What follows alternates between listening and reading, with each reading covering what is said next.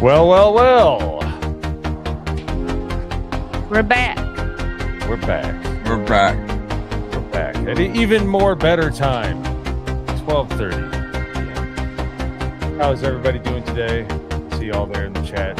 Steve Brown, Terry Coulter. Hello, hello. Hello, hello. How's everybody doing?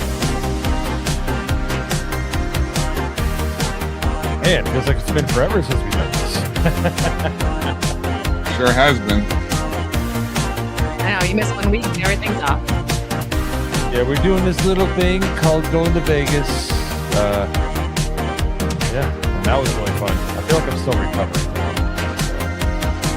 Same. Hello. Okay, I guess Mo is Russian now. Yeah, Hello. hello. Welcome to Midday Mixer. Yeah. Hello. Welcome to the Midday Mixer. I'm your host, Mo Zamboni. And we are joined by Cole Hauser. Hello. Virtue. Got to hang with Wicked in Vegas. That was awesome. It was great. Yeah, it's always good to see Mo. Cole Hauser didn't make it though. Maybe next year. Yeah, I was planning on hopping on a plane that morning, but my unfortunately my business is priority. I have to take care of things. You got to pay a bill somehow, right? Yeah. Yeah, Well, you could have been like me. I landed at the airport in Vegas, and the 47th president decided he needed to kind of take some time to take off, so I couldn't even get an Uber. He was like, "Listen, peasants, you're gonna wait," and Mo was like, "Yes, sir." Yes, sir. Yeah. I got to tell this story real quick. The PA announcer at the Harry Reid International Airport, she was a bit sassy, but she's like, Trump needs to wait for everybody. Trump needs to wait for everybody to leave. We need to wait for Trump, not President Trump, not the 47th president. Trump. We know who she voted for. Yeah. No, geez. And yeah, when they announced that he took off, which by the way, it was supposed to take an hour. He took 30 minutes. So, he was efficient. He got in and out of there. He skedaddled. Yeah. So it was great. But obviously all I don't want to get too political, but let's just say the people that cheered are exactly the people you would thought you expected. Yes. Yeah. Bleach blonde. Yeah. Yeah. So, what's wrong with that? You and Alec Baldwin's finger. Yeah. He actually wasn't there. I was just, we were, that was fun. But interesting. I could say that my life was interrupted by the president. So, anywho, so that was cool. But yeah, no, for all of you that were at the meetup, and I see some of you out there, including Stephen Brown, Hale, got to finally meet him. Happy birthday again, Stephen. Thank you for the records. Yeah. Yep. I actually I helped move those around after he did. I'm like, there's some vinyls in here because it was like 115 degrees. Yeah. You don't want to leave that in your car. Otherwise, you're just going to have a bunch of melted beginnings of Funko Pops at that point. I have a fun story because a friend of mine gave me an Elvis record. It wasn't a classic, but he gave it to me because I was going to give it to my dad, and I left it in the car. I didn't realize it was I left it in the back seat. I went to the car, went to go grab it. Yeah, not the smartest thing to do. Oh no. It melted. And I just ended up just throwing it away. But my buddy did get another one for me so I can give them to my dad. But yeah, I was just like, did I forget something in here? And I just look in the back and I go, did I take those records out? Oh, and that's triggering, man. I cannot deal with that. I'm not a hipster, but I do love records, man. Oh, okay. So, dude, I used to DJ. I still have my Creator records. I still plan on one day set up my my one area with my 1200s and just start spinning music again. Yeah, dude, it does hit different. I could just picture Cole Hauser with his big afro, like in the headphones, and just like going hard. And a nice disco ball. Yeah. Actually, that's a good idea. You can't forget the disco ball. Yeah, why not? No, of course not. So, but thank you all for joining us. Huh? Cole Hauser missed a very interesting musical number from Mr. Mo Zamboni here.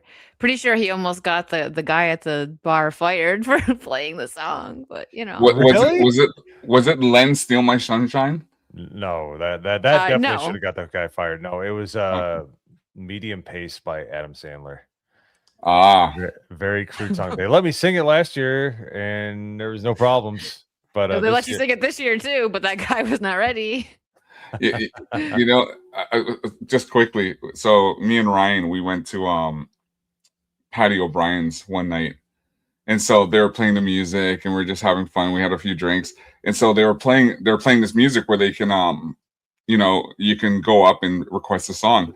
So I kept bugging him, and I said, Ryan, listen, I know Len Steal Your Sunshine's your favorite song, and he just keeps looking at me. I was like, I know you want to dance to it, because for me, I think that's like the whitest song in America. oh, dude, yeah. But Every white person listens to that song. Fair enough. Yes, we are required by law. I didn't want to break my NDA, but it's been long enough. Yes, this is true. So, the song is catchy. I'll give you that much.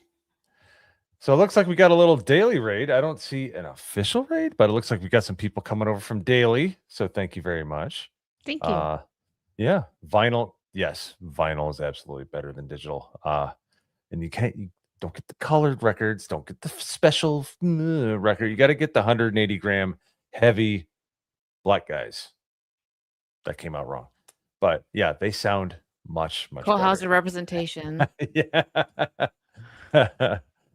So yeah, no, though, glad I got some people that agree with us here. So a song gets annoying after about, dude, it gets annoying as soon as you start hearing the cowbell or whatever that sound is at the beginning of the song. You're like, oh, ugh. So the 90s, it was a fun time. The 90s. The 90s. And you know what? The 90s wasn't bad. We did have some good hip hop in the 90s. Oh yeah. No, Skilo. I wish it was a baller. Wish it was dollar. Dude, there's all kinds of stuff. Yeah. Tupac. I was never a big Notorious B.I.G. fan. I thought. Same with me. I wasn't a big. His fatness annoyed the shit out of me. Sorry. Like he'd do interviews. He would do interviews, and he'd be like, and he would just be. It looked like he's having trouble living. And I'm just like, I can't deal with you. I know people liked him. Trouble living. Yeah. Dude, there's you know what I'm talking about. He would be interviewing like on UMTV Raps. It'd be like, yeah, man. It would be, and you're just like, dude, you're making me tired. He needs to catch his breath. But but you know what's funny? When I don't know if a lot of you know this, but Hasbro, our great toy company Hasbro, G.I. Joe Transformers, they bought Death Row Records. So they owned all this. Yeah, this was quite a few years ago.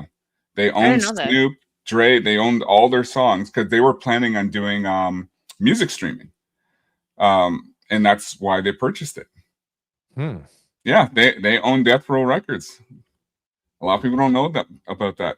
I didn't. Yeah, they should have had Suge Knight hold some of the people that made the G.I. Joe movies over a balcony, just like they did Vanilla Ice. Yeah, it would be in a lot better place. So, but, yeah. Go Ninja, go. I don't have. I was gonna pull up a picture. Hold on, let me send it to my computer so that I can pull it up. We finally got 3/4 of the Midday Mixer picture. Even though we were all at MegaCon, what were we doing? We didn't get a picture, right? Oh well, I'm gonna say this: Orlando MegaCon is fun, but you are going for the few days that are there. You are going 100 miles an hour. Like it's so hard to keep everybody still for more than a second. And that is so true because Wicked, like, so I got Mo Zamboni some ketchup chips. In the amount of time I was trying to give him his ketchup chips, and even though I saw him like almost every day, we just kept missing each other. I said, Mo, I got your chips. And he goes, okay, I'll bring them here. I forget to bring them here. I'll bring them here. And by coincidence, we were at City Walk. Yep. And we're walking out together. Mo, I got your chips in the back seat. So, yeah, he basically had to accost me to get to me to stop. Like he's like, over here. He's like, Eldridge were trying to flag me down. Yeah, and you're gonna like it. Oh yes, I am. And I got it, and I'll be bringing more for you when I come down to for Dallas. Not the kid. Eldridge. Oh yeah, because Eldridge had them in the back of his car. I had Canadian friends in college, man. I love this. 3/4 of the mixer crew. We could just Photoshop Cole Hauser in it. Yeah. Yep. Just put him behind us, like. Yeah. Just put him to the left of me, gigantic Canadian man. Yeah. Yeah, But that was cool. That was that was fun. I mean, aside from the video blackjack machine taking all my money in like 2 seconds, but other than that, it was pretty cool. Yeah, it's just kind of crazy to see what Vegas has become, man, because it's more touristy now than it ever has been. It had been touristy for the grown-ups. Now it's like a little more for like everybody. Families, yeah. I wouldn't go that. I mean, it's still got a lot of Vegas, like Sin City in it, but yeah, they're starting to kind of pivot. They're trying to make it more family friendly, anyways. But yeah, this was cool. This was definitely yes. Venetian. I don't know. That was no, that was the New York one. New York. Yeah. Yeah. Yeah, it was a good time. That was my first time. I can't say I'm like, oh my gosh, I need to go back now or anything, but maybe I'd enjoy it even more. Like the meetup and stuff. That was the fun part. Cooler weather. Oh, it was brutal. 115 degrees, guys. Like seriously, that was. And it was. Yeah. It was dry. It was a dry heat, and it was somewhat more comfortable. Anyone says it's not more comfortable to me. I was like, please give me the Florida humidity, because when the wind blows, I would like to feel coolness, at least a little bit. Like it's just hot, right? Like all this is hot everywhere. But like I got back to Florida and it was a nice cool 90 degrees, and I was like, no blow dryers on my face right now. It's great. Thank you. That's exactly what it felt like. It was a very odd sensation. I'm used to having cold air blown in my eyes, and it's like, ooh, that's kind of refreshing a little bit, but having the hot air. Oh yeah. Well, I mean, Wicked and I came from much, much, much colder climates. Came from lake snow effect that was snow. taller than me. Yeah. Yeah. Oh yeah. I don't miss that. Not at all. So yeah, I did. I never realized Mo and Jay. Wait till you meet Cole Hauser. Oh, you know what? It's tall. He's 10 feet. Well, me and Jay are basically the same height. Yeah, and I'm like a point guard in the NBA. I'm like 6'1". I'm a little tall, but I'm not tall. There's some very tall people out there. So after our careers, we should go join the WNBA and show them how to ball. There you go. Yeah, I got some wigs you can borrow. Oh man, I don't know if I want to shave my beard though, but I guess if you're pulling in like 100,000 a year. It's 2026. You probably don't need to. Yeah, do I just maybe if I tie it up or something? I don't yeah, know. Tie it up, yeah. Tie it up, braid it, make it look, be inclusive. Ugh. So, let's see. Here's the article. I want to bring this up real quick because that sounds like a whole bunch of bull crap, but I apparently it's true, and I'm not saying that to. Well, I was going to bring up the Rolling Stone, but I don't like Rolling Stone, and plus it was giving her ads. So this is crazy, dude. I think when they turned on what do they call it, the CERN, the Hadron Collider, I think it did merge all of our realities because it doesn't make sense. Why would Hasbro buy Death Row? That's what I was when that happened, because I follow everything that goes on with Hasbro, and yeah, they were looking at doing because their entertainment division with because now they have the live action Transformer movies, the G.I. Joe, and they were looking at doing other properties. So, they just did Gem as well. So stuff like that, and they were going on another route. They're going full Disney. They're just going to buy as much as they can, like own everything. That was they pretty much do because even for the Star Wars, Disney, Hasbro owns the rights, the toy rights. So Disney they don't make Star Wars toys. It's all because when Hasbro, because Kenner used to made the Star Wars toys, and it was Hasbro. They purchased Kenner in 90. Well, the sale started in like 88, but it wasn't final until like 91, 92. Yeah, I mean they do take a while, but yeah, that's crazy. Yeah, Death Row. They own Snoop Dogg. You get Snoop Dogg and Optimus Prime under the same roof. Yeah. Okay. That's pretty cool. Yeah, I mean for them, they got the money. Like they don't own them anymore because they sold them, but it was an interesting time back then, because Hasbro was making a play. Well, pretty much they still are, because there's still talks of them buying Matchbox. Sorry, Mattel, which they would own Barbie and Hot Wheels and Masters of the Universe. Just Barbie alone, that's worth it. Yeah. And then you just look what they just did. Hasbro just partnered with Nintendo to do the Legend of Zelda toys, and they're selling out fast because they actually used the G.I. Joe classified line for the Zelda toys, and they look good. Yeah, they do look good. I think didn't we cover that last time we were in Yeah. here? Yeah. Those look cool. Those are very, very well done. Even somebody like me who doesn't really get that kind of stuff, buy that kind of stuff, got my attention because of the packaging and the attention to detail. So, but I'm gonna shift gears completely here because this is crazy. Last year, I felt like Hollywood was struggling, but apparently not so much. At least in 2026, the highest grossing films, at least the 5 top ones, are all over $1 billion. That's insane. At the box office. My favorite on this list is Michael, and I've actually seen 3 of the 5. I'll eventually see Toy Story 5. Probably not the Odyssey, just not really my thing. I do like, Greek mythology and stuff, but from everything I've heard, this like really doesn't seems like it doesn't have as much to do with it as it should. An Indian man says we're Greeks from Ithaca. That's all you need to know. So it's very accurate. Got it. Oh, extremely accurate. Yes. Yeah, I was saying this has been a banger year for movies. People are going back to watch them. I would say for me, I'd go Michael, like in the order of the 3 that I did see: Michael, Spider-Man, and then Super Mario Galaxy. I enjoyed all 3 of them, but Michael was like top 2. I think that's going to be movie of the year for me. And then Project Hail Mary, probably like right behind it because that was so good.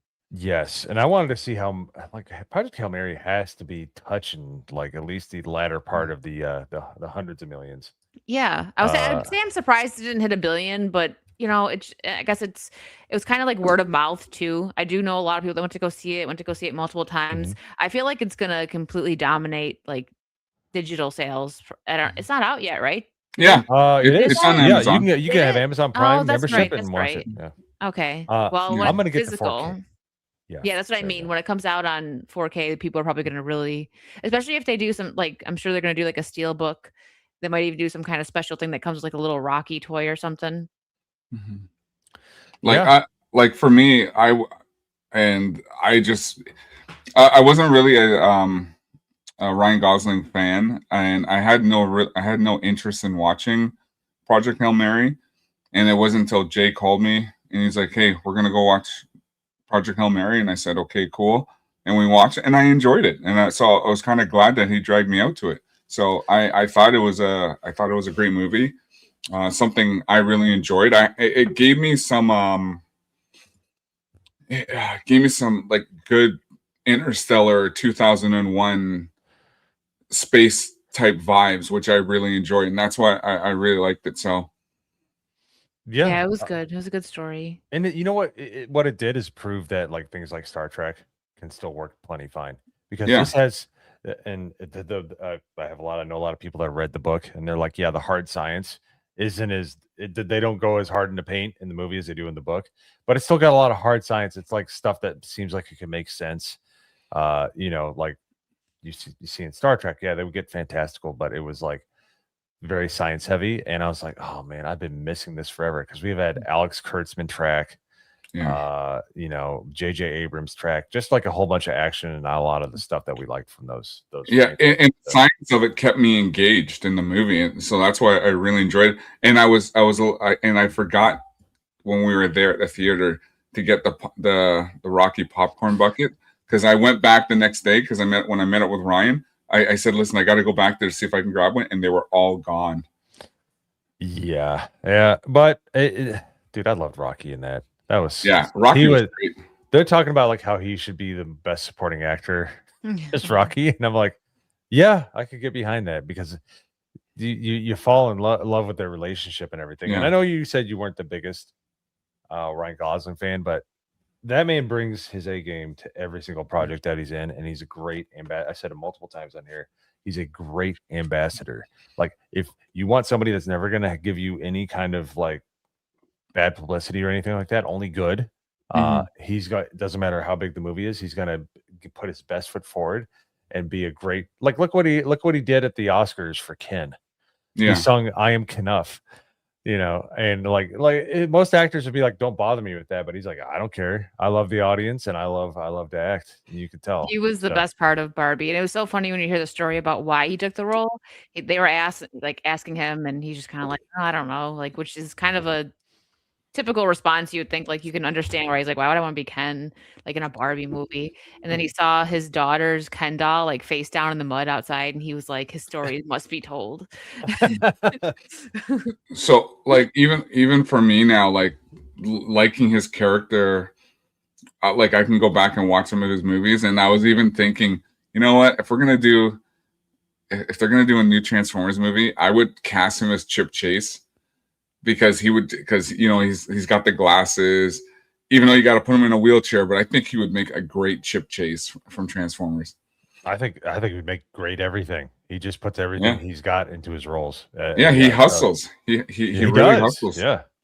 You know? No, he's awesome. Like they always said, Tom Cruise is the last great star. I'm like, Ryan Gosling's up there, man. Like, people love him. Yeah. So, but let me go back to the highest grossing films here. So, Brand New Day, and this might be a little lag behind these numbers. I'm gonna pull them up on the numbers here again and see what the actual so Brand New Day is currently up to 1.7 million. Wow, that's insane. It's been out for literally came out 2 weeks ago? 2 weeks today. 2 weeks ago today. And that was the preview. That was even before it kicked in. So we got that. Toy Story 5. Obviously, that just rolls off of the goodwill that it has. I can't see them like keep going back to the barrel here and being able to keep doing this. Sooner or later, people are gonna be wise to your guys' bad storytelling, because 4 was horrible. I that's remember what I watching heard. that. I Yeah, didn't watch 4. That's why I'm like, about it this was one. it was 4 was moral ambiguity. Like, it's like, okay, so the villain is actually good, but she really wasn't. She was actually a horrible person. And obviously Woody's got to sacrifice something so that she can live on, and it's just like it's all just common day gobbledygook. They made Buzz Lightyear an idiot, complete idiot. And the whole story was just dumb. And I heard with Toy Story 5, they did the same thing. The men are dumb, the women are smart, and it's just like, It's getting old because it's not true. I mean, I've been married for a long time. I can tell you it's true, but not like that. Depends. Yeah, not Yeah. not to that extent. I mean, yeah. Yeah, no. I mean, men like to, say, oh, I got electrocuted by touching it, and they'll do it again because it was funny, So Men just don't care about their mortality. That's all. Yeah, that's true. People wonder why we live less than women, but that is true. But the way they're portraying it is not like true to life. So, and then we got the Odyssey. I saw that in a Dome IMAX. That's any movie, even if it's good, stinks in a Dome IMAX. But watching the Odyssey, that was horrible. That was just a bad movie. And I don't care what anybody says. I don't care what Jeremy says. It's not good. It's disjointed. Elliot Page has way too much involvement in how the story works, and it's just like, but people hear Christopher Nolan, they eat up the slop. Now to go back to what Wicked was talking about, Michael was the most amazing theatrical experience I've ever had in my life. I wanted to go see that in IMAX so bad, but I just didn't have the time. So maybe they'll do a re-release, right? They have like a week where nothing's really going on. Maybe they'll throw Michael back in IMAX. I would love that. Well, and Michael was a given where it was going to make money either way, because Michael is just one of those. It's one of those biopics where you know what you're getting, and I was a huge Michael Jackson fan back in the day. Like, hey, when I was a kid, my mother Jerry curled my hair. That's what when we were young, because he wanted to have that look. So that's where being with the Jerry curls came from. So I so badly want to see Jerry Colehauser. Yeah, right. That's the variant I want. yeah, that was a long time ago. All you get was the blonde Kohlhauser, which I've done. But yeah, it's Michael is just one. It was a phenomenon of a movie of what he went through growing up with the brothers and his parents and his sisters, and yeah, it was one of the truly great biopics I think I've ever seen. Yeah, and they didn't skip around on the kind of the lesser admirable aspects of his life, like drug addiction, and they kind of address that stuff. So they didn't just say, "Oh, look how awesome he was." It's like, no, he had some problems, like the nose surgeries and stuff like that. Yeah, he was, but it was great because of that. They just kind of worked it in, addressed it, but it was just, I've never been in a theater where people have been tapping their feet and dancing the entire movie. Like, it was really, really cool. Yeah. So. And almost every song he came out was a hit. Like that Thriller album, when Thriller came out, it was just like, you're not getting better than that. And then, the Bad album and everything. But yeah, Michael was a phenomenon. Like, yeah. I don't think there was another artist. Like, I know people talk about the Johnny Cash movie, Freddie Mercury. Walk the Line. Freddie Mercury. And I don't think they weren't in the same lead as Michael. No, we'll never have another Michael. There's no one that really could even touch him. Just like the amount of just like sheer talent that he had, the voice, the way he could write, dance, all of it. That was definitely a phenomenon. We won't get that again, I don't think. And to put a not too fine of a point on the end of it, Jafar Jackson, holy crap. Yeah. Wow. I'll say he's close, because if you ever heard his actual singing voice, he probably could, if he worked on it, he probably could make himself sound like almost identical to Michael. Very close. Yeah, but we almost got, and on that topic, I'm so mad about this. It was probably so many years ago, but I didn't hear about it until recently. We almost got a Jackson's reality show, and it was Jermaine's Family, like with Jafar and all of them. And they I don't know if it was E or something passed on it. I'm like, so we get like 20 years of freaking Kardashians, but we can't get a show. People would have watched that. That probably would have done very well. I remember that. They tried to push that. It just kind of flopped. Well, the Kardashians, they were basically an infomercial. Yeah. Remember the shows you turn on the TV, like that guy Ho selling his, you can have a yacht and all these women. That's what they were. They were like Kardashian. No one even knew about the Kardashians until that sex tape came out. Mm-hmm. So here we go.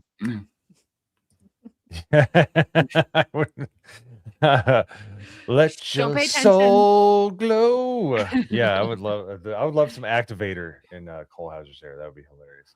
Well, it's a great movie to watch. A Hollywood Shuffle, when Keenan Byron Wayans, they stole his Activator, and his Jerry curl started going flat, and he was literally crying on the ground. And where's my Activator? Where's my Activator? Because he needed to get the Jerry to puff up.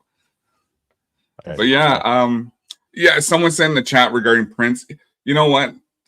Different songs Prince was great at, different songs Michael was great at. So they're both good. Prince could play more instruments. Absolutely. Yes. He was incredible too, but I still don't think he touches Michael. I like Prince, and he played, I think it was 11 different instruments that he taught himself. Extremely impressive. Yeah. But I still think, as far as just like sheer talent, no one can touch Michael. Yeah. Because I think you got two different artists. Yep. Two different segments. I actually, in college, I did like a compare and contrast essay on Prince and Michael Jackson. It was really fun to write. That's awesome. Yeah, no, that's that. Then they're talking about doing a Prince biopic, I think, soon. Interesting. Which they already had one. It's called Purple Rain. That is not a biopic. Well, to him it was. And if Prince says it is, then it is. What was his other movie? Sorry, Mo. What was his other movie Prince did? There was Purple Rain. What I that don't Prince know, was man. in? He I had don't know two if he did. movies. He did. I only Did saw he? Purple Rain. I have that. Yeah, he had two movies. I just see Purple Rain, Prince and the Revolution, When Doves Cry. Yeah, these are musical ones. Oh, I could have swore he had two movies for some reason. No, well, I mean, if there was, the Purple Rain just kind of dog walked everything else.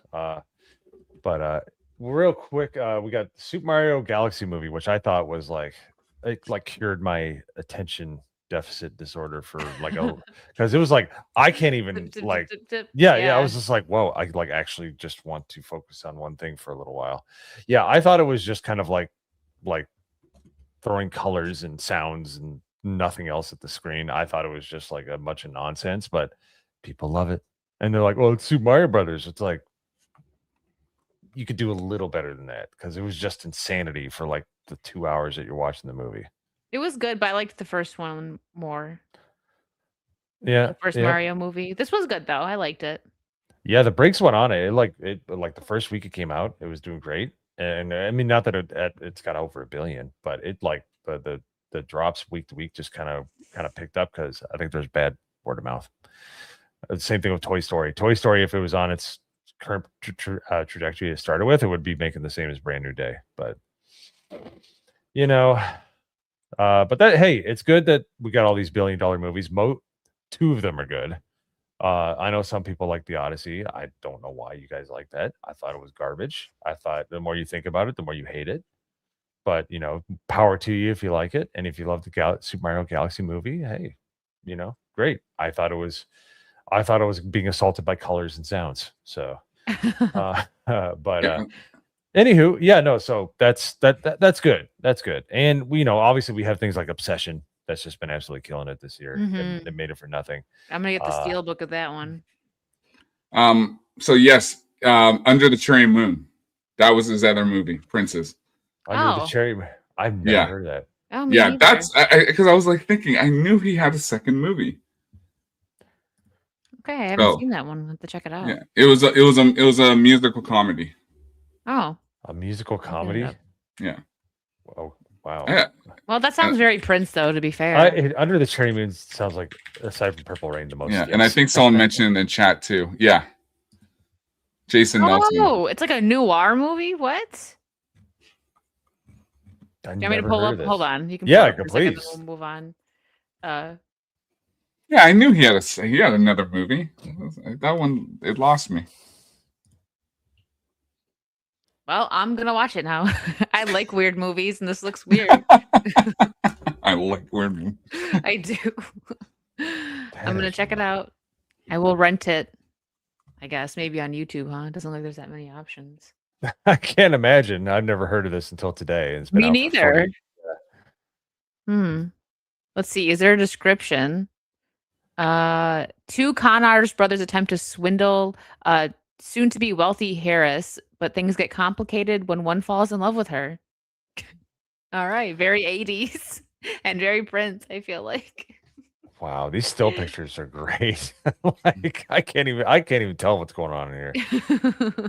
He's still for me, he did the best Super Bowl performance than anybody. Oh yeah, I think dude. he is number one when it comes to Super Bowl performances. Yeah, it was great. Yeah, I will watch this and report back, everyone, and let you know what I think. Oh man, yeah, that's. I don't know if Prince is he's Prince, very androgynous. Well, but it's like I said, Prince is Prince, Michael is Michael. Yeah, and for a bit of it too, same with Janet Jackson. Like Janet Jackson had her Rhythm Nation album was amazing.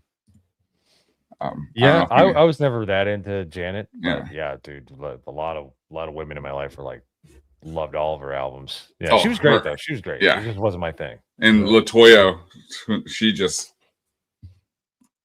went sideways because she posed, right? I think LaToya posed. Yeah, because for Penthouse or Playboy, one of the two. Playboy, yeah. Talk about a difference. There's a big difference between those two. Oh, absolutely. Well, and then there's the infamous Justin Timberlake Super Bowl. Dude, okay, so My With wife. Janet. My wife went to a Christian college, and we were in the common area watching this on a projector, and that Oh. happened at a. That was one of my favorite life experiences ever. Everybody's like, "What just happened? Oh my goodness!" You know. Do you think she knew that it was going to happen? Oh, Like, you yeah, think Well, they there's of knew? no way. course. Yeah. Why would she put that on her Nipple. on her Yeah. nipple? Oh, sorry, I was trying to make this show clean, but okay. That's not you a bad said it. word. It's okay. Why else would she put that on there? Yeah, that's true. Yeah, I just remember they cut to like, and that's been the Super Bowl performance. You're like, what? Wait, what? It was like I just 5 think minutes. it's a little messed up how she got like she was the only, the only one that got any kind of like repercussions for it, right? Like, wasn't she banned? And then like Justin Timberlake performed again like 2 days, or not 2 days, sorry, like 2 years later, he was at the Super Bowl or something like that. Like, and she was just like not blacklisted, but I remember reading something about it that like he faced nothing and she just got all the hate for it. Yeah, Well- that wouldn't happen nowadays at all. Yeah, No. and then if you opposite. think about it Yeah. too, he was if they want to put the blame on her, he was just as guilty because he knew what he was doing by doing that. Yes. So Yes. Yeah, So- good old early 2000s, the most TiVoed moment in history. but what difference does it make now, even when you see Nicki Minaj wearing I her know. outfit with a star on her nipple, right? I mean, remember like Lil' Kim when she had that one outfit? Wasn't it like Yeah. Diana Ross that like grabbed her Yeah. when they were like announcing a winner or something? I don't remember. I just remember like these pop culture moments like flashed through that were all over the place. Yeah, the Super Bowl's like, oh, that's too racy. Now you have like male cheerleaders pretending to be women in some of our teams. It's like, ugh. Yeah. How Yeah. far are we falling? What a world. The Speaking of which, degeneracy. speaking of falling far, well, actually, first I'm going to get some super chats, and then we're going to hit the next article here. Thank you guys for being here. Thank you for the 77 people here. And if you're on Kick, I will get you guys too. I do see a few people talking there. We have Jason Nelson for 2. I drive for work and been loving Wicked Saucy Saturdays. Thank you. Yeah, my wife really loved when X-Ray Girl was submitting into evidence the lyrics that I sung. At yeah. Yeah. Sounded way worse than it was. Her yeah. her poetry reading of your lyrics. Yes, it was slam poetry. She's like, yeah. If you're not familiar with the song, don't look it up at work. It's pretty racy. So, we got Drew Outstanding in the field for 2 jewels. For it says 100. Great seeing you around, sir. He's been streaming a lot too on Pimpcast. He's good people. He's the very first person I met in the fellowship. As he said, as he said last night. Yeah, we walked out as a tarred and crippled version of ZZ Top. We both got out of our Ubers at exactly the same time and walked out like a ZZ Top video. Oh. Yeah, we both had our beards and stuff like that. But I got to meet him and hang out with him, and he's just the best of us, man. And he's been doing great, fighting back, streaming, doing his physical sports. Physical sports, I know they're physical, but like he's doing like kind of rehab stuff. He's just awesome, dude. I love Drew Outstanding. Hopefully, I get to hang out with him again soon. So if you ever get to see him at a convention or a meetup, say hi to the man. He's good people. So, Mo Zamboni, Mo problems for 2. I think I'll go Jerry curl my hair right now. It don't look good on us, man. I'll just keep your natural. Don't mess with that fro. Yeah, I was gonna say keep that natural going. It's all good. And then we got Tara Crystal for 5. Barbie expanded well beyond Barbie and kin into collectibles. Star Wars, Marvel, DC, Wizard of Oz, My Fair Lady, Marilyn Monroe. I sent some to Wicked. Yes. So there you go. Yes, they're wonderful. I love them. Thanks, Tara. Awesome.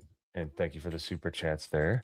All right. Well, speaking of crossovers and such, Star Wars and Marvel collide in first ever crossover as Disney's biggest franchises search for a spark. That is an excellent title there. This makes absolutely no effing sense. I mean, this is the stupidest thing I think I've ever saw. Yeah, I don't know why they thought this was a good idea. I mean, they're trying really hard to get to kind of like revive Star Wars, and the MCU's doing okay right now thanks to like Spider-Man, but Well, that's more Sony, but yeah, but they're but still gonna ride the coattails of that if they can. it's funny, and not to go too much off topic here. Robot Head did an amazing video on the book of Boba Fett, where I hated the book of Boba Fett, but I hate it even more now after watching his video. Great video he did, but he talked about how George Lucas back in the early Star Wars days didn't want to have Star Wars in anywhere near or close to a resemblance of Earth, like the way their clothes were like zippers, that whatever. They just didn't want any of that because it's in a galaxy far, far away. Yeah, and by then, go ahead. Oh, which is kind of weird because you're basically admitting that Earth exists in the universe because they're talking about it, but but it doesn't. It's weird. It does at the very beginning. They say, "Hey, this is happening in the same universe as Earth. It's just really far away, and it was a long, long time ago." But for the when the boots hit the ground, Earth does not exist. This place is so far away. It's just like nothing in our world should coexist with Star Wars. Now, Star Trek, yes, because Star Trek's from Earth. You want to do that, sure, but this makes no sense. I mean, like these people are on crack. Like I said, I lose my mind when I hear people talking about the stupidity of Transformers and what they tried to do, or G.I. Joe, but this is ludicrous. This is a cheap hit, is all this is. They're just trying to get something going. The problem is they have basically diluted these brands so badly by releasing too much stuff and releasing substandard stuff for so long. And ruining lore. Yeah. And it's just it's as interesting as dishwater at this point. The only thing that would get things going is Spider-Man. Yeah. But I mean, even the art style here is just lame. It just looks bad. It looks mailed in. It doesn't have any character. I mean, like Luke Skywalker looks like he's on Quaaludes or something. He looks very disinterested to be here. He looks trans. Yeah, he looks very femme. Yeah, I don't even see any well, I don't see sequel stuff here, so that's good, but it's just I don't know. I don't know what kind of enjoyment I would get out of this. I just like we were talking about before the stream. Crossovers were by and large pretty lame forever. Like there are some good ones, maybe, but I think Cole Hauser put it best. He said, basically you barely hint at it, touch, you let people think about it, make their head lore, their head canon. When you basically have a full crossover, it's like, ugh, that's pretty lame. It's okay when they do it like, like when the CW DC shows were doing like, oh, they brought Flash over to Supergirl, things like that kind of made sense and it worked because not only are they all in the same universe, but it was like the CW shows putting them together. Not saying it was like good like great content or anything, but it still made sense.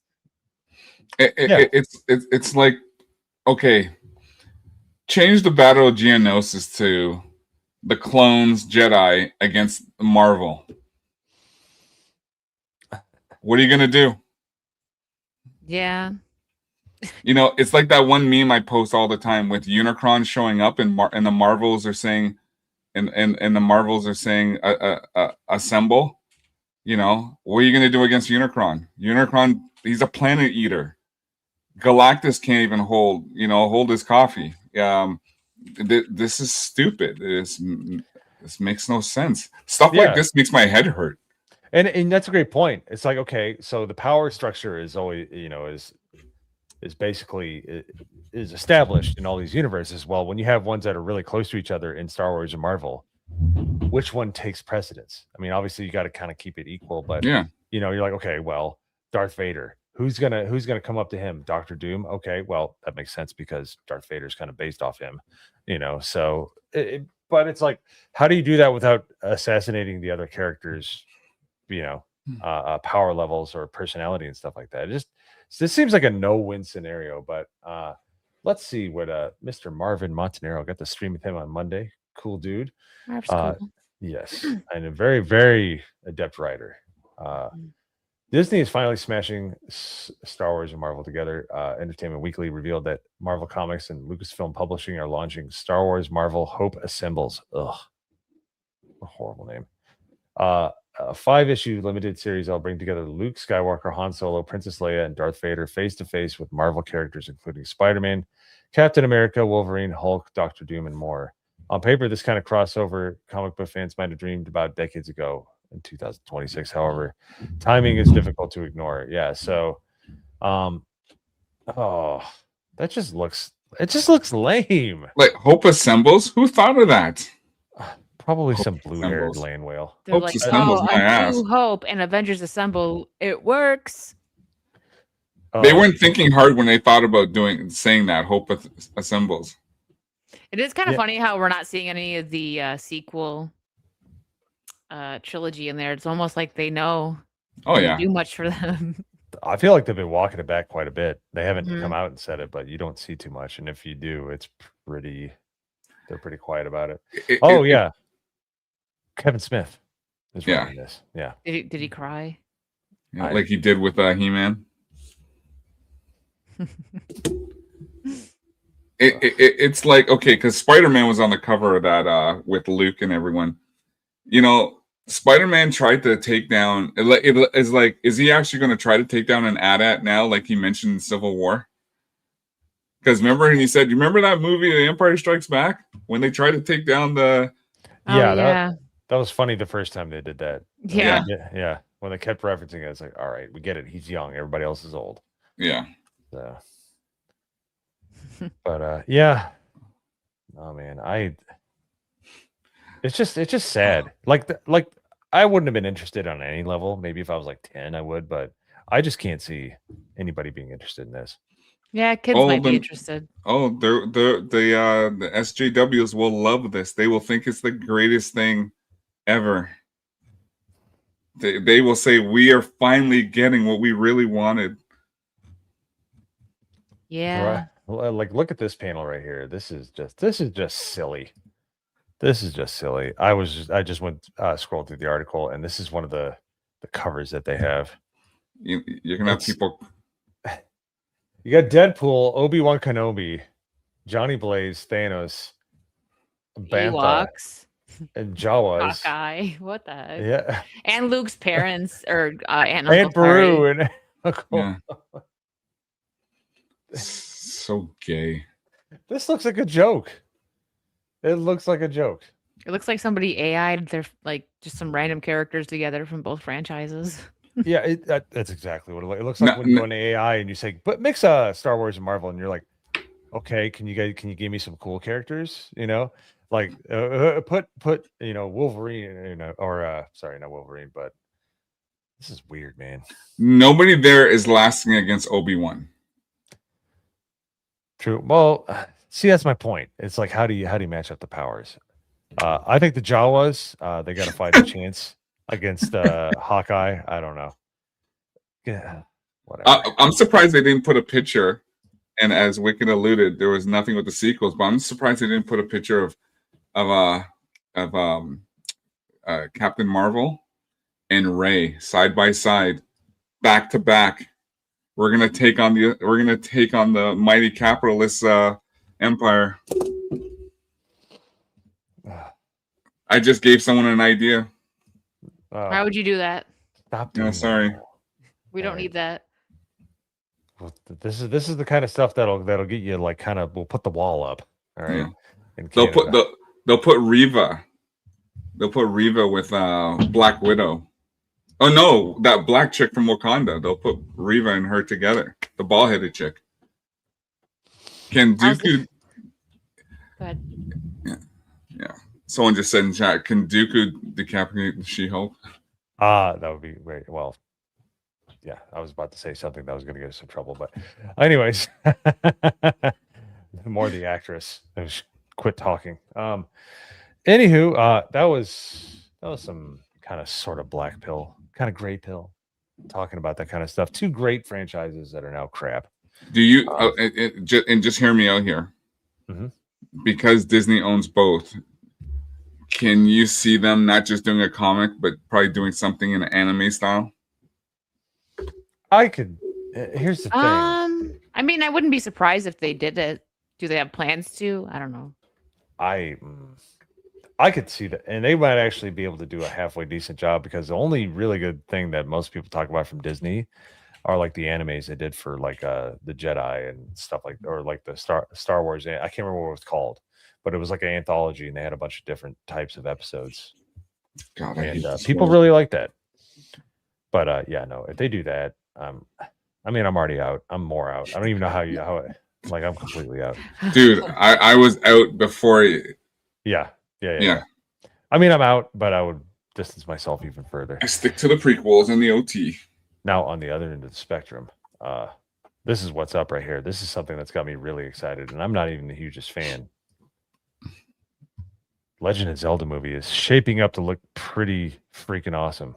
It is. I'm not the biggest fan either. Not that I dislike it. I actually am going to start playing the games more. But it does look like I had faith. Like I know people were a little skeptical, but I had faith with Nintendo to cast accurate looking characters, right? And I'm sure they're going to take the time to make sure they can actually act as well. I think bringing more no names is smart. Like obviously this guy is on House of the Dragon, but it's it's a kind of a small role, right? He's only been in a couple episodes. It's not like he's one of the huge players yet, anyways.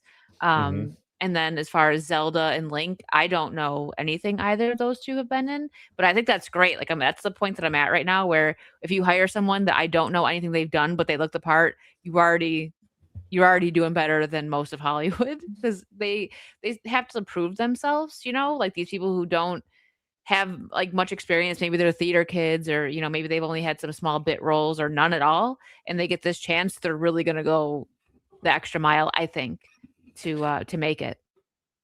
Yeah, so let's go through all of the castings here because I got them broken up here in this article by geeksandgamers.com, which they've been putting out some bangers lately. I got to give them props. But Yeah. this one I really like.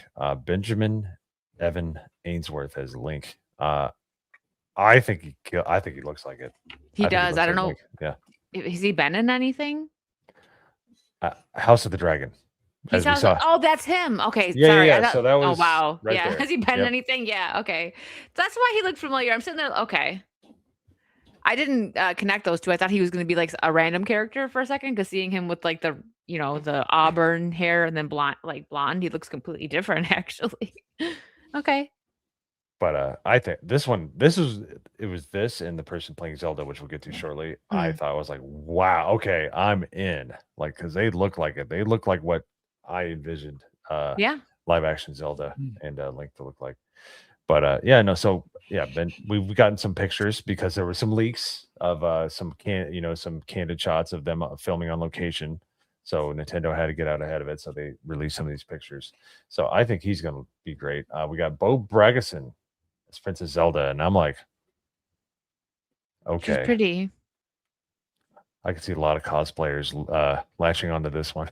Oh, absolutely. Yeah, definitely. But yeah, she looks like. Here's what I like. They're not like, and it does sound kind of counterintuitive today with how we kind of like say like, well, we need to be realistic about how they look. These people look like they live inside of a medieval kind of fantasy world. Like they're not absolutely unbelievably gorgeous. They look like they live in a feudal society. Like I think they look cool. Yeah, they look. Yeah. So Bo Bragg, yeah. So those two right there, got me really excited. But there's some other really good castings. Now this one I'm not sure about, but people are saying this is great. And he's a New Zealand guy, right?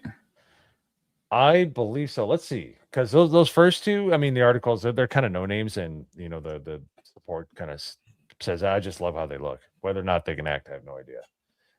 Yuli Latu Kifu as Ganondorf. Yeah, woof, that was hard. So yeah, he played Dwayne Johnson in the Young Rock series, which is big.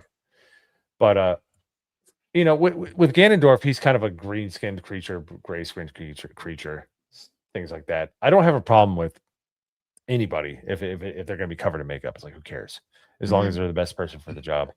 If you're supposed to be a giant menacing figure, judging by this picture, I'm thinking he can probably do it. And a lot of people that have seen him act and stuff like that are way more familiar with it than me said he would do a good job as Ganondorf. So what do you guys say? Because I'm like, I don't know. I don't know this guy. I never seen that Young Rock movie. Yeah, I never watched it. It was a show. It was a show or movie? It's a show, right? Show. It was on NBC. So yeah. Okay. Yeah, I haven't seen it either. I don't know. I think so far all of them just really look the part. I guess we have to wait and see if they can, you know, the acting is going to be well done, but I feel like it will be because they're going through all this trouble. It's Nintendo, and Nintendo actually cares about their properties. So, yeah, I think he looks good. Yeah. And then we have Deachin Lachman as Impa. I'm like, now we're getting into characters I don't really know in the Legend of Zelda. Yeah, I don't know. I really don't know much except for like Zelda and Link, to be honest. So, they look the part though. She was in Severance and Agents of Shield. Yeah, she was in. I actually remember her from Dollhouse. She was good in that. Oh, geez, I remember. I know that show. that's the one I watched. I do remember her in Agents of Shield as well. But Dollhouse was. I loved that show. It was such a good show. We should have gotten more. Eliza Dushku, right? Yep, Joss Whedon. Yeah. Oh, it was a Joss Whedon show. Yeah, I remember it came on right after Terminator: Sarah Connor Chronicles, and I'm like, ugh, I'm done. It was actually good. It was actually good. I'm weird. I never liked Joss Whedon. I thought his humor was like way too heavy, and I'm like, even on like Firefly, I know people are gonna hate me for that. I was just like, you never watched it. You better duck. Everyone's gonna throw. I know, but it's just like it's annoying. Like that's why people try to copy him because they think it's like, and it makes it worse. Like I totally agree when people are like, it's the Buffy effect. I'm like, all right, I love Buffy, but you're right. People try to like replicate it, but they don't do it properly. And there were times I could see why people like even like the humor on Buffy wouldn't be for everybody. I loved it, you know that already. But yeah, trying to replicate it don't work. I've only watched the Buffy movie. That was it. I've seen some of the episodes. My wife is like a massive fan. She's got all the Xbox games. She's watched all the shows. She loves it. Like, but yeah, no, I love the movie mainly because of Paul Rubens. But he was good in it, yeah. Oh, he was amazing. Yeah. So Pee Wee Herman for those of you uninitiated out there. He was awesome. So was Rutger Hauer. Everybody, that was a great movie. I know. Yeah, Dylan was in it too from 90210. Yeah, that's right. Oh yeah, Luke Perry. Luke Perry. Yeah, the 30-year-old high schooler. Hey, the chick with the glasses was the oldest on that show. She looked it. Yeah. She did. She looked very old. Yeah, she looked like one of the teachers. And here's the cool one that makes me sad. Sam Neill as potentially the King of Hyrule. Because we don't know what his role is going to be. That's such a great way to go out, though. You know what I mean? Because he's obviously he has a huge fan base, but the nerds know him from Jurassic Park. Like me, that's my favorite role that he's played in. So him ending on a nerd role is going to go over very well. Yep, and he's a native New Zealander. He's a Kiwi, so he was a Kiwi. So he's on his home turf for his final movie, which is extra cool. So I think people are saying potentially the King of Hyrule because if you don't hire him for anything but that, you're kind of being stupid. You're kind of wasting him. Yeah, you're really wasting it. So it's kind of pretty much agreed upon that that's what it's going to be. So so there we go. I mean, then we hire people with normal names. Yvonne Strahovski and maybe the Queen of Hyrule. Oh, that's her. Oh, okay. She was from Chuck, which I could not watch. I didn't watch that. I was in Geek Squad at the time. I'm like, I'm not watching this because I've already lived this life or half of it. I have to deal with this every day. No, thank you. It was too on the nose in those portions. I'm like, ugh. But yeah. So Zelda's mother. Wow. And then we have Lydia Peckham, which she's pretty. Yeah. I love the facial structure and how these people look. They look it really makes me happy that they're casting a bunch of you can take this as you want, whoever clips this video. I'm glad they're getting a bunch of white people because this is supposed to be like a medieval European kind of archetype. That's what it's supposed to be. And that's what it And should look like.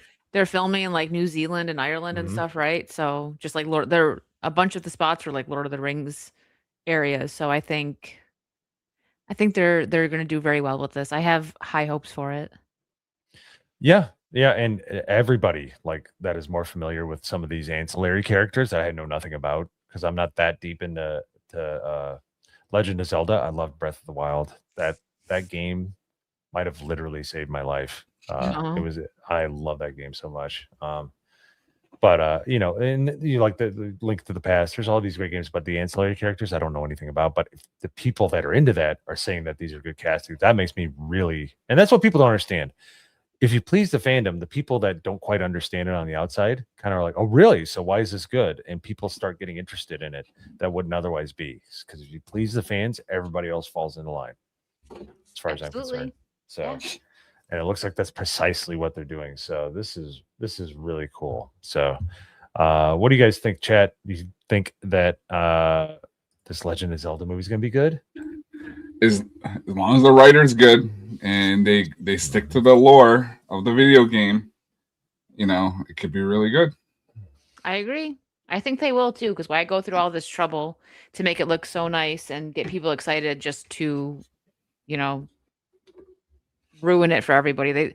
Nintendo wants to keep their fan base happy. So Yeah, and and correct me if I'm wrong, but like the Super Mario movies, the animated movies, they basically had basically the full overview. Like if they did something they didn't like, they're like, no, you can't do that. Like I think so, yeah. they Oh had yeah, right up first. Nintendo's they're not gonna just like hand over the rights and be like, do what you want. They're gonna have people there paying attention and making sure that they're doing what they want. I think so, Yeah. anyways.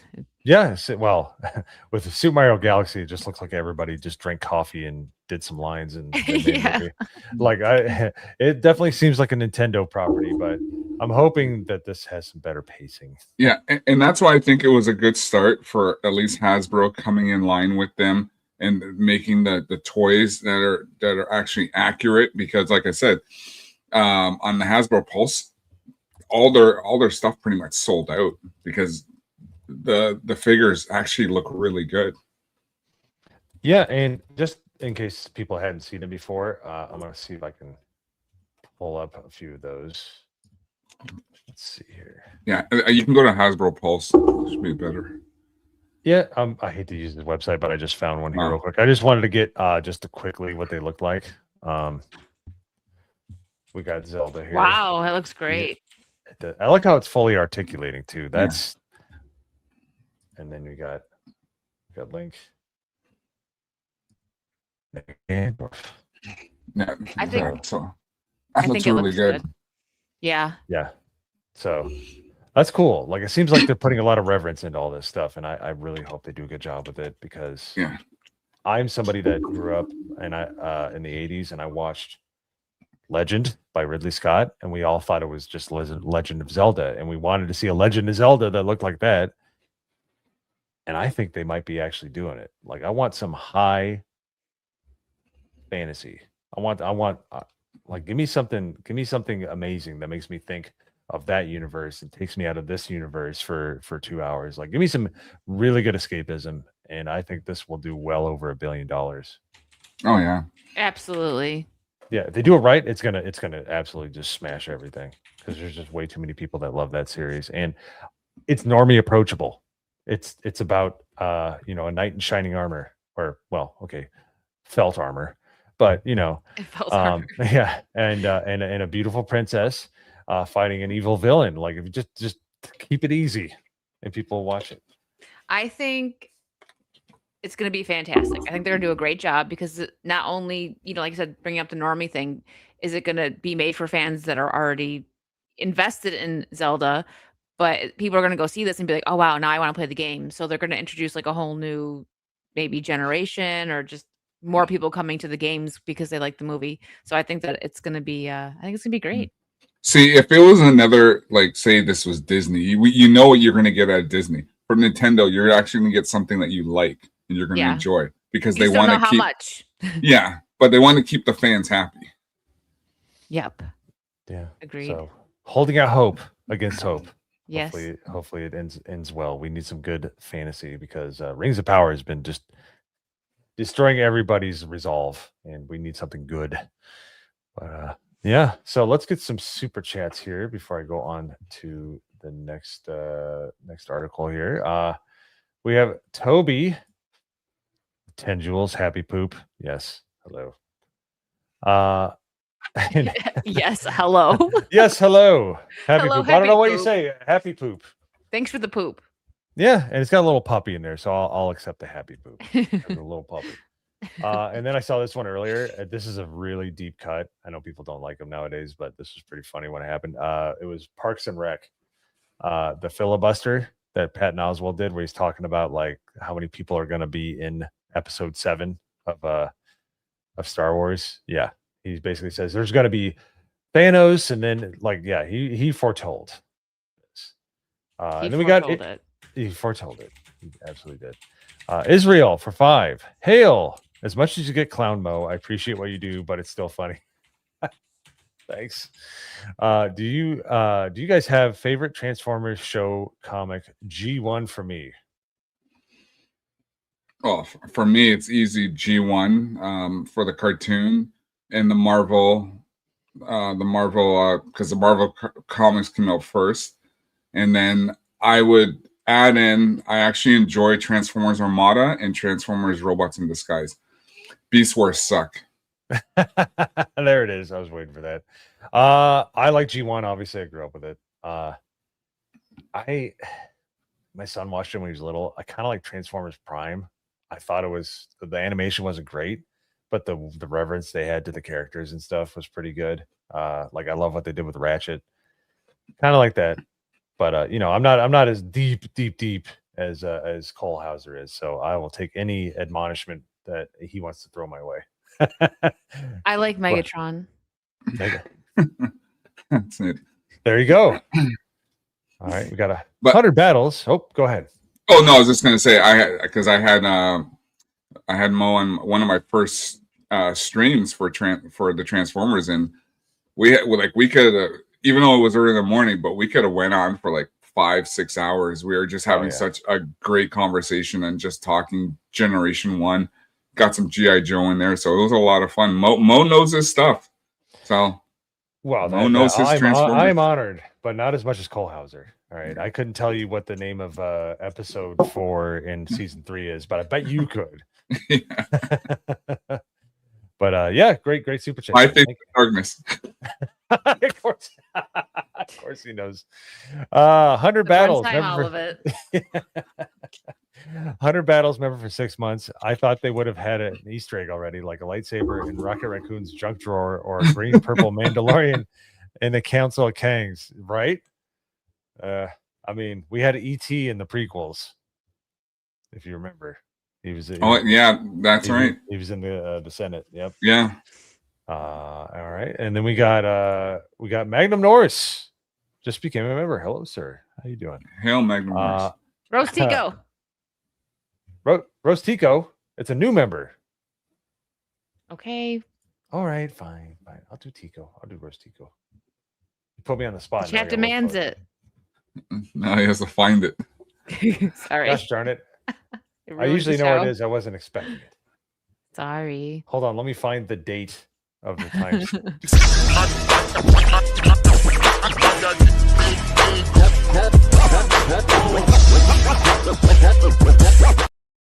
You know, when I get my turntables, we're gonna have to do a live with that, just doing some scratching. That would be fantastic. If you don't have a Jerry curl, I don't want to see it. This is true. I will pay. I will donate the activator, sir. So thank you for being a new member. And Magnum Norris also says for $5, Mo, have you seen Excalibur? I have not. I actually they had a raffle at the meetup, and I actually would have won it, but I was like, I don't need to do that. But I do want to see it. I heard the 4K is amazing. So if you want to see a good Excalibur episode, G.I. Joe season 1. Season 1. The episode's called Excalibur, where Storm Shadow finds the sword of Excalibur from the Lady of the Lake. Great episode. Wow. I think I remember that one. I was like, wow, that's weird. Yeah, Destro was literally trying to off Storm Shadow so he can have the sword from himself, because they were fighting over in the British Isles. But great episode. There you go. We got Wiley Dave. Remember, for 30 months, those Zelda figures were already released a year ago by Figma with more accessories. Oh, okay. Yeah. Well, because we're in such close proximity to the movie coming out, it's obviously things are getting drudged up and we're talking about it. So I could believe that for sure. Yeah. And then we got Magnum Norse for 5. Ook Rose Tico. All right. Well, after all that. And then we got Chell the Third, 10 Jewels, Happy Poop. What's up, Chell? All right. All right. So this is pretty cool. I need to listen to this because I'm very interested in this. Staying on Nintendo here for a bit. A video game store in Wisconsin has acquired nearly 100 copies of never before seen Super Mario Brothers and Duck Hunt cartridges. 3 of the cartridges are headed to the auction this month and could fetch millions. Okay, so Wicked, I know you're the youngest person on the panel by a long shot. Do you understand why this is kind of odd? And 100 copies of a never before seen one. Wait. do you know what Super Mario Brothers Duck Hunt is? Yeah, I do. It was the pack-in for like hundreds of millions of consoles of Yeah. Nintendo consoles. Like it was like the introduction for people, basically, right? Like this was the one. Like now, if you get a Super Nintendo, people would probably argue this, but I would say like Super Mario Brothers is like the one that everyone had, right? And this was, I'm guessing, the one for the Nintendo. Oh yeah, this is the one. This is the pack-in. You get the Yeah. the Zapper, Nintendo Zapper, Mhm. and you would have Super Mario Brothers Duck Hunt. Now, if you went to a retro store, a place where they trade games, there would inevitably be a massive stack of these because they're the most it's like Combat for the Atari 2600. It was a pack-in. Everybody just- owned it. It's worth nothing. So many of them, yeah. So I need to. Okay, so we'll just listen to this real quick and see why it's rare, because this is the least rare thing I've ever seen in my life is Super Mario Brothers Duck Hunt. So I would like to know why it's rare. Change why my is it rare? mind. It's not rare. It's literally the least rare. What It's like I sets this have apart? 5 of them right here in my desk. I could go grab one real quick.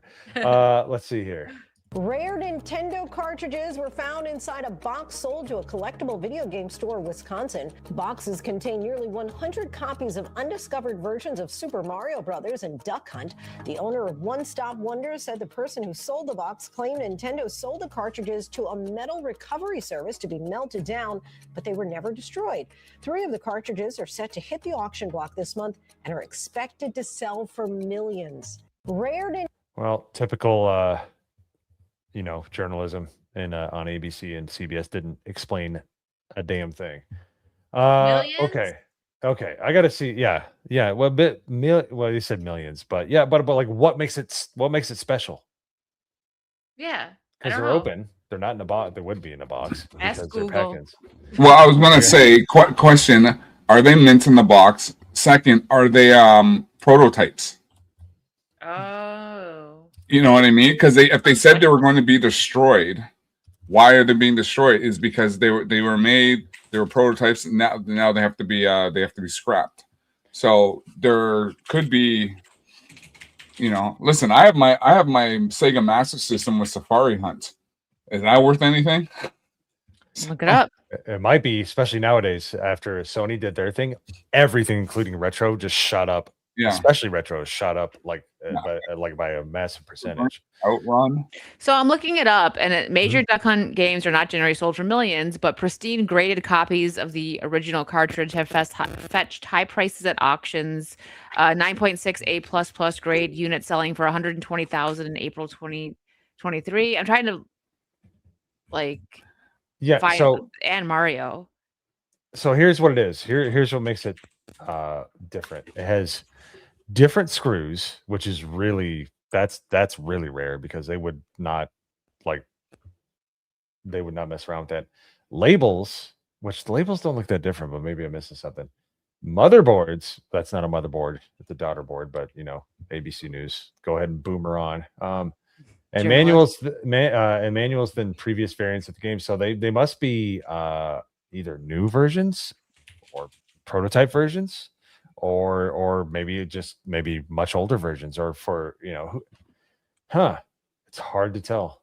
Oh, and he had him in his garage for 20 to 30 years, just sitting on millions. Thank goodness he didn't put him in the back of his car like Cole Hauser did with that record. That would have been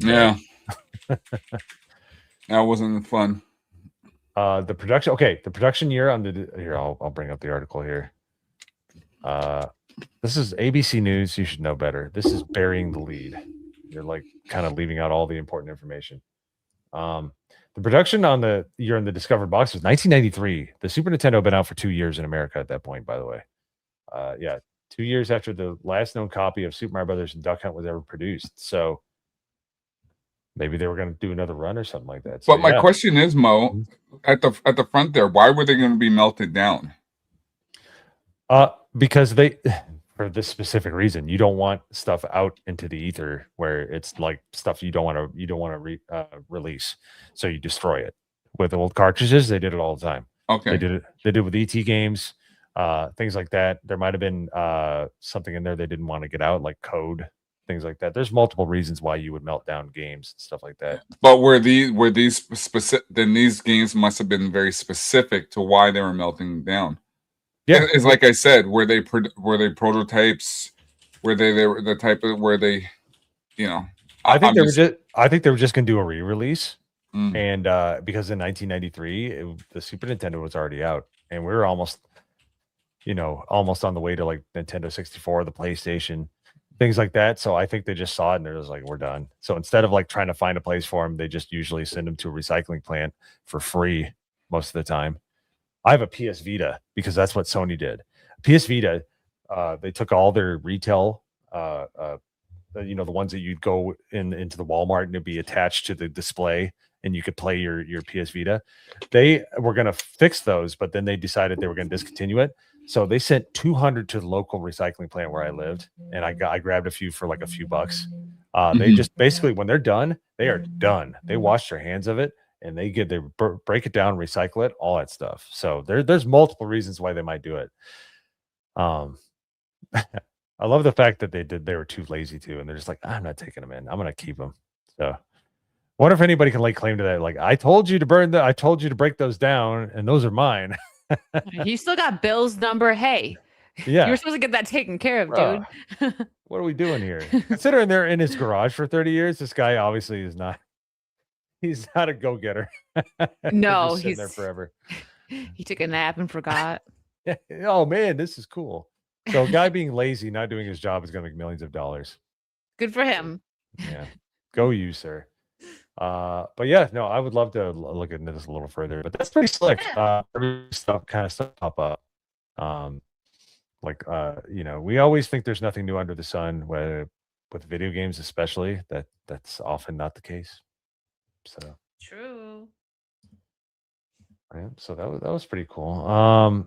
And speaking of video games, I wanted to get into this. I had the pleasure of actually sitting in on an interview and got to ask him a few questions. I'm not the biggest Halo fan, so I wanted to be respectful and not interject with all the other people on the panel. I was on Tuesday night's main event last night, which in and of itself was awesome, but I got to share the floor, as in just be quiet and listen to one of the most amazing men in video game history. Halo composer Marty O'Donnell canceled by convention after former Kamala Harris account misrepresents comments. So Marty says, I'm very disappointed that Sack Anime, horrible name by the way, has disinvited me from a Halo 25 reunion at their conference next month. If you thought we defeated cancel culture in 2024, guess again. Marty O'Donnell. Yeah, that's so stupid. Yeah, and let me bring up the Geeks and Gamer article here. Yeah, it's really stupid. Once you kind of hear him explain it, it becomes even more stupid. It was a misrepresented statement, which what he said last night was, even if I did say it, it shouldn't get me canceled from an event. Yes. They did the same thing to Dean Cain. Yeah. Yeah. Well, it was, they just took it out of context. Ironically, he was on WDW Pro doing an interview, and they thought that he was for the. I don't even know how they got there. Even if you cut up the clip, which a lot of the people in the chat have seen, it just doesn't. It does. The fact that people are still doing this, I'm not surprised it's in California, by the way, as anybody. But yeah, no, they basically misrepresented one of his comments. Hey, what's up, X-Wing? How you doing, sir? Thank you for being here. Yeah, no, Marty O'Connell was great. Yeah, he was awesome. So, but let's get into this article a little farther here. So he was disinvited from the upcoming SAC anime convention after LGBTQ LMNOP staff members reportedly objected to his appearance over his political comments, and they weren't even that bad. Even they weren't bad. No. They said we're calling for the persecution of LGBT. No, he was basically saying like enough of the leftist Marxist stuff, which we're all done with. Even well-meaning people in the center and just left of center are done with it Just too. tired of it. Yeah. Yeah. So yeah, he got disinvited, and and I think mainly what causes is he's running for, I think it's the 3rd district in Nevada. He's going to be a senator. Yeah. And he's running for Congress as a Republican. Great dude. I got to meet him in person and hang out with him on the stream. He's a really great guy. And he's just tired of it, like we all are, but he's actually trying to do something about it. So, so they said they don't feel comfortable about him being at the event, which it's amazing. You don't have the same values as us. I don't feel safe. Yeah. Okay, how big the event is massive. It's big. You're telling me he's on one side, you feel uncomfortable? This is why I despise these people, because because I remember Jonas had this posted yesterday, and I remember the first thing I said, I said, SAC anime can go F themselves, because who are they to dictate who comes and goes to an event? Yeah, and I could see like major things like somebody Simpson. was like, yeah, right, like if they killed someone, assaulted someone, something like crazy. But no, you mildly shared an opinion, like shared an opinion that mildly didn't align with ours, even though, like you said, it was they took it the wrong way. You can't hurt their feelings. That's yeah, to them that is assault. Yeah, and it's usually a very, very small, loud portion. It's a bunch of HR losers, a bunch of blue-haired land whales that never got told no. And you know what? Not a bunch. It's usually like a few. We saw this when people were protesting Gina Carano in Vancouver. Oh, the 3 people? Five people. Yeah, oh, sorry. I was off by a couple. Yes. Well, you would be forgiven because they took up about the same space as about 10 people. So, probably just sitting there eating sandwiches. Yeah, that would be too healthy for them. But and they deserve that kind of nonsense. If they're going to try to end people's careers and take money out of their pockets because they can't agree with their opinion. Hey, the best thing about these cons, people, guarantee you will run into people that don't agree with you politically, but you all love the same show. You all love the same actor. I get to meet Billy West in person. Billy West is TDS, but he was really nice.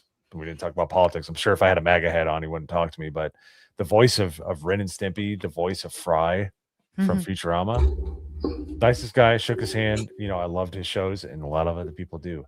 But these people just cannot get over the fact that the 10% that we all disagree on is something that they can't get over because that's their identity. And it's sickening. So it is. Yeah. Imagine being that just like fragile. I'd be embarrassed. Like these people they're loud and proud about it, but I'd be so embarrassed if I was that fragile. Like go cry in the shower like a normal person, like not on the internet. I don't know. Yeah. Well, you're assuming that they take a shower. That's very nice of you. I get. This is why I don't really do family events anymore, because some of my family they got massive TDS, but I got into it with my sister-in-law, and where and she's mixed, right? She's half white, half black, but she's always oh, it'd be so good to see Idris Elba as James Bond. We need a black James Bond. No, we don't. Really? And I tell her straight to her face, I say, we don't need a black James Bond. Why? Idris Elba doesn't even agree with your sister. Yeah. I'm just like, he's like, I doesn't tell even you, want it. these people are effed. I mean, they're truly effed in the head. yep. And it all comes from the fact that they're the loudest online, and 100% of these people exist online. Make noise. Normal people that just have opinions and just want to talk and watch movies, they get on X. That's like a very small percentage of the people that actually exist in this world. But all of the social justice warriors that you see them online, that's all of them. There's none more. There's no more beyond what you see online. You know, they're there. They live in Reddit. They live in X. They live on Blue. They definitely live on Blue Sky. Oh yeah. You know. So well, and they're louder because the other people just actually have lives, so they're kind of busy. Yeah. So I'll tell you a funny story quickly. When I was in government, well, I'm a conservative, so I'm not going to hide that. Whoa. So they were planning on changing the $10 bill, and they want to put a black woman on the new $10 bill. People went ballistic when I suggested we put Pamela Anderson on that $10 bill. Listen, I because when we were in the discussions, because I can't remember, it was part of the Ottawa, whatever. But I said, listen, she's well known, recognizable, and she's Canadian. Why not put Pamela Anderson on the $10 bill? Everyone knows who she is. Nobody knew who this black woman was. They were putting on the $10 bill. You guys should have a $2 bill. Yeah, they got rid of that. Us too. No, we still make them. Believe They it or still not. get made, really? Yeah, I had a couple. I haven't had them for a long time, but when I worked at the one pizzeria, this one guy like had a bunch and he gave them to us as tips. I kind of wish I still had one. I don't know. Yeah. I probably was just like, oh, I'm gonna get a soda. I have one floating around here. Yeah, they haven't. We got the Toonie and the Looney. I love the Robin Williams, which has actually been. That's a loony. Today is actually the anniversary of his death, or it was yesterday. But the joke he made about like, how do the Canadians take us serious? She's like, the loony's down. Yeah. Our loony is worth like, I think it's like 72 cents right now. And that's $1, right? Yeah. The Toonie is the $2. And then they got rid of the penny. So they got rid of the penny, loony, and the penny, $1 bill, and $2 bill. And they got rid of the 1,000 because we used to have the $1,000 bill too. They got rid of You guys that. might want to bring that back. Yeah. Wow, that was very dramatic. Dramatic. We got rid of the $1,000 bill. That's a Canadian thing. X-Ray's camera does that too. It's like caught you on camera. Yeah. That's Bring the it. government paying attention. Yeah. Bring it. They're like, oh no, we zoomed in. Oh, I'm so sorry. You know what's funny? When you said A, when I was with X-Wing, when we went out to dinner, I said A, and he's like, did you hear that, guys? He said A. I was like, he's like, I got the full Canadian experience. I can go yeah, home he now. did. X-Wing was actually pretty proud. He loved that moment. Yep. Or you get a boot. A boot. You're not as bad. Like when you hang around full-blooded Americans, you kind of say it a little less. I'm sure when you're in your native habitat, you're. Yeah. See, there's X-Wing. I waited all week to hear that, and he got it. So, Spider-Man: Brand New Day outgrossed Avengers: Infinity War at the domestic box office, like officially. I don't know if you guys knew that yet. But What's up? What is it? Spider-Man: Brand New Day outgrossed Infinity War at the domestic box office officially. Wow. Okay, that's Well, when you think about it, Spider-Man: Brand New Day. Well, it was going to make the money it was going to make because it's Spider-Man's always going to be highly popular than pretty much Avengers. So I'm not surprised. Yeah, and I don't know if it's adjusted for inflation. I am an inflation bro because I took finance. He's like, because I'm smarter than all of you. No, well, I mean, I wish I could buy a house for $10,000. You know, well, you but could. Unfortunately, we have inflation. Well, I mean, in Africa, yeah, I was gonna say, or one I couldn't hold in my hand. Yeah. So yeah. Well, you can probably get it for like $2 in Africa. Let's see. Is that? Because let's take a look here. Well, I'm looking and it says it's unadjusted domestic. Brand New Day has edged past Infinity War's 67 or 678.8 million. But adjusted Infinity War equals roughly 840 to 900 million in 2026. Right. So it hasn't overtaken it yet, but that's still pretty impressive that it Mhm. is almost at 700 million just in the domestic box office. Yes. So I still think, for me, Infinity War should have been the last movie done. Endgame was so like Endgame was so bad. Anytime you include time travel into something where that's not the main part of the story, it sucks. I hate time travel. Now I like time travel in Back to the Future, where it's part of the story. Yeah, yeah. Star Trek 4, The Voyage Home. I in the X-Men original animated with Days of Future Past. I like, sort of like those time travel type stories, but Endgame was just garbage. Detroit has. Yes, they do. Yeah. Yeah. No, I'm glad it's doing well. I have my qualms with the movie, not like Mahler, where I just despise everything. Oh, he destroyed it. There are some bad parts, but there are some very good parts. Like you can kind of cut off some of the rotten areas of the entire movie and still enjoy it. For me, I just wish Spider-Man was by himself. Yeah, I didn't mind Punisher in it though, and I think the Hulk was used just enough. And I think people, and I think it was on our show that people misunderstood what I was saying when I said that Jean Grey was okay in this. I just meant I was okay with her being a character in it. But I do think that she was the villain. I don't know. That's how I took it walking out of the theater. But anyways, yeah, there was definitely problems with it, but I really enjoyed it. It was one of the best Marvel movies that have come out in probably since No Way Home. Well, and I think we're saying this backstage, like if chat, listen, if you go back and watch the 70s version of Spider-Man, and you watch Nicholas Hammond's portrayal of Peter Parker, you will see, and I think you will like him a lot more, because that's where Stan Lee was heavily involved in that, and he wanted Peter Parker to be like he was, from the 67 cartoon, where he was maturing, growing, because he was basically by himself, looking after Aunt May, because when Uncle Ben died in that series, it really affected him, and he basically grew, and then he was respected by a lot of the the Mysterios, because everyone was basically, we got to take him out. They got to take out Spider-Man, and they were heavily going after Spider-Man in the 67 series. Yeah, where we get all the wonderful memes nowadays. Yeah. They're like, who's Spider-Man? Yeah. That's what he's talking about. Are you getting paid by Nicholas Hammond, by the way? You bring him up every time. I listen, $10 every time he says his name. Yeah, he was a great Peter Parker. He gets a toonie. I get a toonie. He just flips one over to him like, thanks, bro. Yeah, no, it was good. I don't really want to talk about Spot. The villain was like, there's a lot of problems with that. Punisher and Spider-Man, their chemistry was awesome. Like seriously, that was the movie. Like you can look past everything else and just focus on that, and you'll be pretty happy. So I gave it a 7.5 out of 10. I liked it, but there are some problems. But anybody saying it's a 4 out of 10, it's like, yeah, that's being a bit rough. Because I agree. There are some great action sequences, because you can still enjoy a movie and just eat popcorn. I know people hate it when people say that, but popcorn movies are great.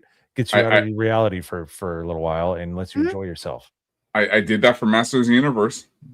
That was the ultimate popcorn movie. Yeah. I loved it. Sorry, the new Masters of the Universe, not the one with Dolph Lundgren, which Mo despises. Yeah, where apparently He-Man can't take a shower.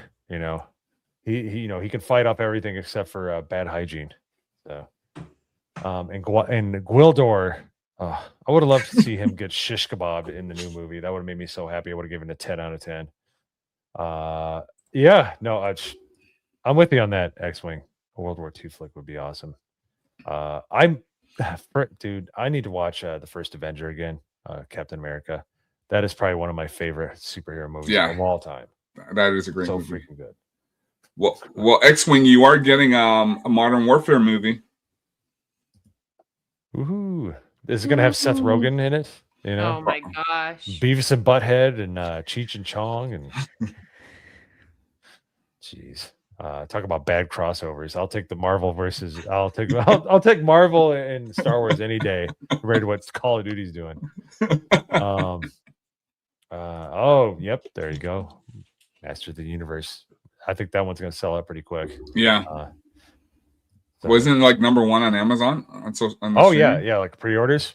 Yeah. It was So I liked it despite what other people say in the sphere, and I'm more than welcome to their opinions. I, as a man who grew up with it and rode my bike over to my friend's house to listen to the read-along records, that makes me sound incredibly old, but it was true. I enjoyed it too. We didn't have videotapes. It was too expensive. Only rich people had that crap. So if you wanted to get your fix of your favorite stuff, it was comics or read-along books. Yeah.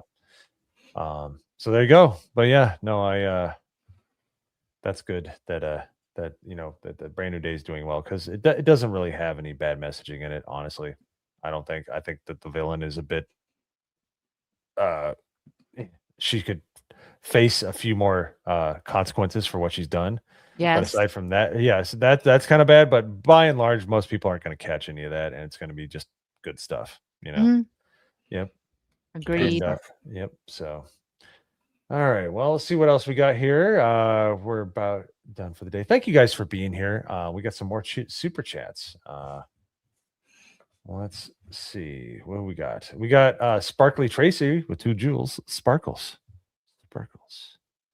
Thank you. Then we got Magnum Norse for 5. Infinity War sounds like everything means nothing. Yay. I don't like superhero films. They suck. Well, you're a man on an island there, buddy. Most people really like their superhero films, but God bless you. And then we got Magnum Norse for another 5. Dark Knight was great. Logan was great. Iron Man was great. So he does like some. Okay. So real quick before we go into one more article. Logan. Who here has seen Logan? Me. As a movie that I watched and I loved, but I would never watch it again because it's brutal. It's like it's emotionally and violently brutal. It's a great movie, but it's hard to watch a second time. For the first time I watched it, I actually really enjoyed it, and I don't think I've watched it a second time. I've watched a few clips, but yeah, I can't watch, dude. I've watched it twice. The guy talking trash and trying to get into a fight with Wolverine, and then he runs into X-23. That was pretty funny Mhm. in a disgusting way. It's like, oh, but then there's like everything else, like Professor X and like how they just the whole movie is just completely brutal how they treat everybody. But yeah, no, it was a good movie. Iron Man though, I could watch that every month for the rest of my life. I'd be very happy. I haven't watched Iron Man in a while. I saw it in the theater thinking, why are they doing a movie about like a C-level comic book character? Because remember, even in the animated series, he was lame, you know. And dude, it was awesome. I still think they dissed. I listen. I'm not a Don Cheadle fan, and I liked Terrence Howard. Terrence Howard dog walked Don Cheadle. It wasn't not even close. He was a perfect. Yeah. Agreed. Yeah. So, all right. Well, let's do this fun one here real quick. Because we've already made fun of the SJWs. We might as well make fun of vegans while we're at it. Why not? Oh yeah. Why not? Let's just go all in. Get everybody pissed off at us. All right. So an ex-vegan is going viral for breaking down in tears after eating steak for the first time in 14 years. Love So. Wow, that sounds like a vegan. She better change her name too. Said the meat tasted so good. The guy in the background, like, I told you. that Oh, should be no. somebody's profile pic, like right now. Yes. That is. Oh, it's gonna happen. Give people time. Yeah, she's like, oh my gosh, my body's finally happy. Imagine giving your body what it needs. You feel better. So let me see here. Let me see if I can pull up the article. There we go. Woman breaks down in tears while eating steak. That just makes me happy. That just makes me happy. And I don't know if anybody's tried to do, you know, you take this any way you want. You try to like lose weight, especially when you get older. I tried doing vegan. I don't know how people live. And, No, like, I tried would it for- not. No. See, it's not. I couldn't be vegetarian, but that makes a little bit of sense because you still eat like eggs, Mhm. right? And cheese. But vegan, just take away everything I love. Meat and cheese. Like those are my two main food groups. Yeah, look Being- at these two pictures. She's like before and look at that. Being vegan is a disease. It pretty much treats your body like a disease. I can tell you that. It is not fun. So, yeah. So, a woman is going viral. A 14-year stint of vegan and crying every time she reintroduced herself to different meats. Oh, so it wasn't just steak. All right, awesome. She's having a religious experience with every Yes. bite. She's going viral because of reactions to it. And if let me see. It was vegan. It makes tastes so good. I love that's what she's. Not that it tastes good. It tastes so good. It's not It gamey does, at I all. agree I with thought her. it was. Yeah, it is. Oh wait, is there a video? I've been vegan for 14 years. Today is a day. Yeah, Aldi. I'm so scared. I'm more nervous than you are. It looks He really wants her to rough. like almost it. done. He's like, please eat meat. Smell good at least? Guys, I'm really nervous. It don't smell good. Is it too rare? Oh, Perfect. You're no. asking me. Okay, Chad. Perfect. That is perfect. That is medium rare. Yep. Maybe a how I little like it. medium. Yeah. Of course, Isaac's not cooked enough. You Oh goodness. Isaac's got a little. He's a little touched, as we used to say back in the day. He's a little. Not all the connections are connecting. So That steak is perfectly done. that is absolutely that. Man, I'm hungry. Too many questions right now. Oh, guys, 14 years. You're shaking? I feel like I want to cry. What? Don't eat it then. But I want to. I'll eat it. Why are you crying? I have a PTSD. From what? People said bad things to me because I was vegan. Yeah. Doesn't Like she's been to war. Tastes really Yeah. Oh jeez. make Her body's like, eat it now. Eat it. Come I on. just don't know how to do it.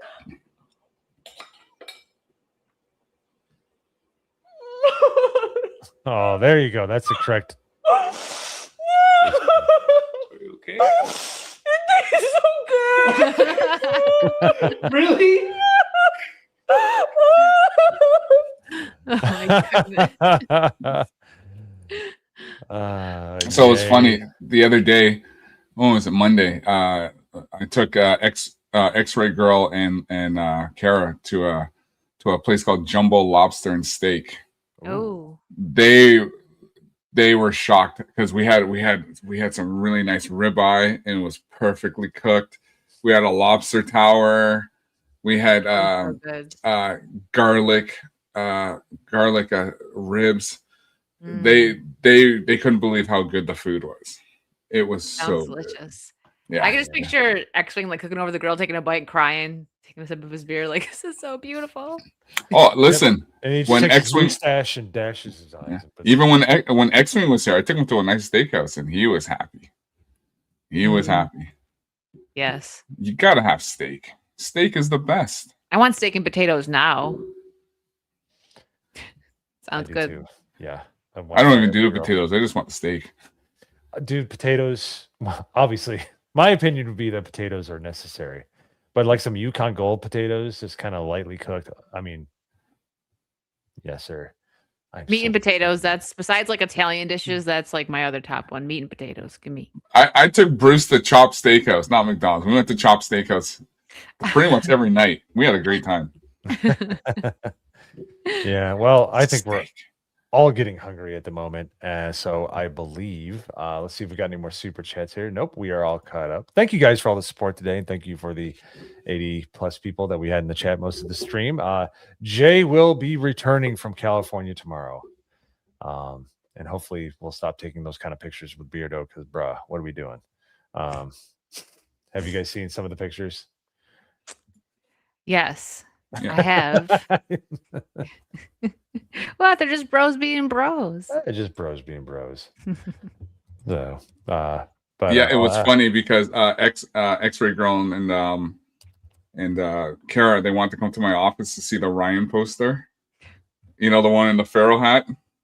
So they when I opened the door to show them, they immediately saw the J in his because I have a poster of Jay on my wall too in his bear outfit. It was so funny. It's hilarious. Bro, this picture, I thought it was AI. When It looks it. I do love California though. I hate all the politicians, but man, it's beautiful there. It really is. I'm glad he's had fun. But yeah, he's coming back. He's coming back, everybody. I saw people asking in the chat. He's coming back. He'll be back for Monday and Wednesday and all that good stuff. But thank everybody for being here. It's been fun talking about all this stuff, talking about Toonies and steak and Prince's unknown movies. We just found out about right.